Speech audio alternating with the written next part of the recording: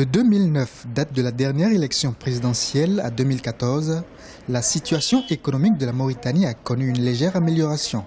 La croissance économique s'est affermie au fil des années et a atteint 6,7% en 2013. Elle pourrait se maintenir autour de 7,3% à la fin de l'année 2014. Des résultats dont on fait une lecture différente selon que l'on soit de la mouvance présidentielle ou de l'opposition. Son bilan, son programme des élections présidentielles dernières a été aujourd'hui réalisé à 90%.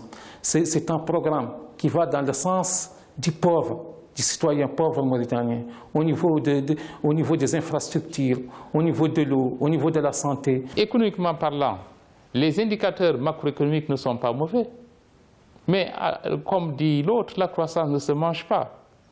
Nous sommes dans une croissance moyenne par rapport à l'Afrique en réalité. Il n'y a rien d'extraordinaire. Les secteurs des mines et de la pêche sont les principaux pourvoyeurs de l'économie mauritanienne. Cela a permis par ailleurs la création d'emplois, notamment chez les jeunes. Le taux de chômage global s'élevait à 10,1% selon l'enquête nationale de référence sur l'emploi et le secteur informel publiée en 2013.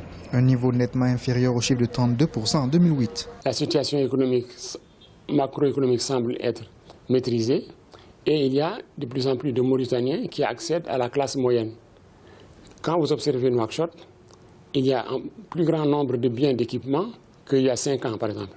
Il y a beaucoup plus de voitures, il y a beaucoup plus de maisons qui se construisent, il y a davantage de gens qui vont à l'extérieur, qui reviennent, il y a des gens qui créent leur société, etc. Mais tout cela, il doit être nuancé.